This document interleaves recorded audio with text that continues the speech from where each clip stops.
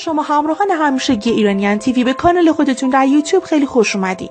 امروز قصد دارم به شما 6 کاری رو توصیه کنم که بهتر هر روز صبح اون رو انجام بدید تا بتونید خلاقیت خودتون رو افزایش بدید. پس با من همراه باشید و اگر این ویدیو رو دوست داشتید لایک و سابسکرایب کردن ما رو فراموش نکنید.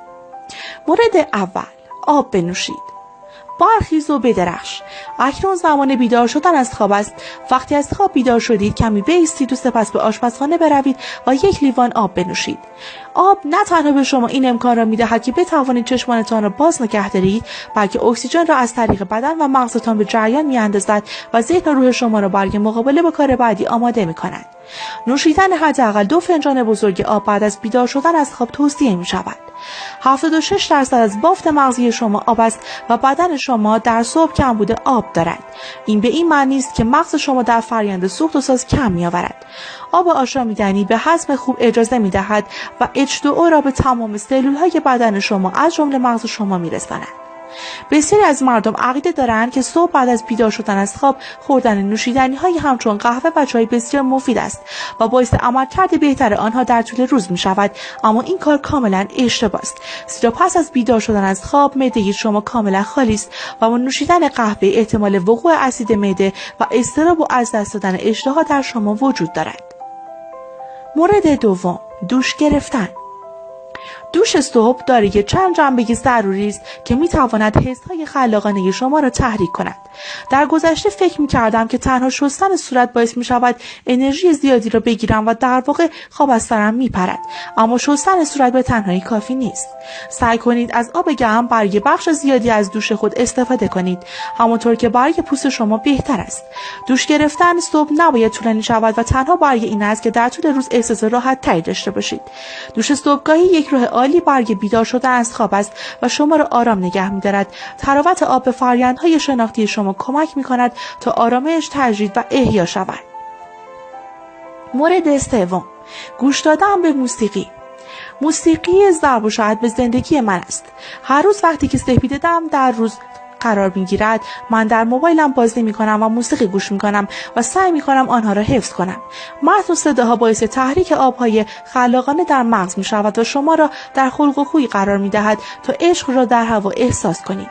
یک راه فوق‌العاده تاثیرگذار برای اینکه با قدرت و آرامش از خواب بیدار شوید، انتخاب کردن آهنگ مورد علاقه تان به عنوان همان چیزی که قرار است شما را از خواب بیدار کند میباشد. مورد چهارم، عادتهای خود را تغییر دهید. هنگامی که دعوه‌خانه را می‌بندید و به محل کار خود می‌روید، هنوز کار صبحگاهی شما تمام نشده است. مسیری که برای رسیدن به مقصد استفاده می‌کنید می‌تواند کل روز شما را تغییر دهد. حمل و نقل، انتخاب مسیر و حتی نوع راه رفتن می‌تواند تأثیرات زیادی بر روی خلاقیت شما بگذارد. بهترین توصیه من به شما این است که سعی کنید عادت‌های روزانه خود را تغییر دهید. یکی دیگر از نکات شخصی تماشا کردن است. در طول مسیر خود به دیگران نگاه کنید و همچنین به مناظری که از آن عبور می‌کنید نگاه کوتاهی داشته باشید. انرژی خلاق از اکتشاف می‌آید. مورد پنجم، نفس عمیق بکشید. شاید به نظر برسد که کارهای مهمتری باشد که بتوان در این لیست قرار داد، اما توصیه می‌کنم به این پیشنهاد من اعتماد کنید.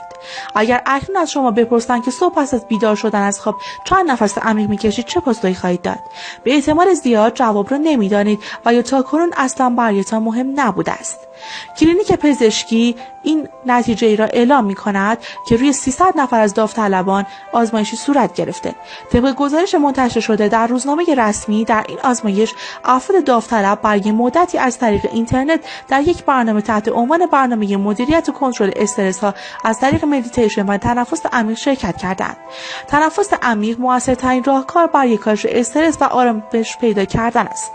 مشاهدات و برداشت‌های آزمایش پزشکی نشان داد حدود 25% از میزان استرس افراد شرکت کننده در این آزمایش کم شده. این نتیجه بسیار مورد توجه قرار گرفته است.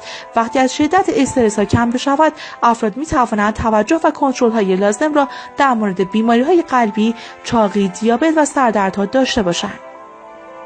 و مورد آخر، رابطه جنسی در صبح. در واقع دلایل بسیاری وجود دارد که این کار را انجام دهید. صبح را برای انجام رابطه جنسی در نظر بگیرید. سرحال بودن در صبح حقیقتا انجام رابطه جنسی را بهتر می‌سازد. شما نه تنها در آغاز روز خود به اوج لذت جنسی می‌رسید، بلکه در نتیجه آزادسازی هورمون آندروسترون، هورمونی است که به صورت طبیعی از غدد فوق کلیوی ترشح می‌شود و گرمی و حرارت رابطه جنسی طبیعی که موجب بهبود گردش خون می‌گردد نیز از پوست و موی درخشانی برخوردار خواهید بود. شما را سالم نگه می‌دارد. مرسی که با من همراه بودید. تا ویدیو بعدی شما را به خدای بزرگ می‌سپارم.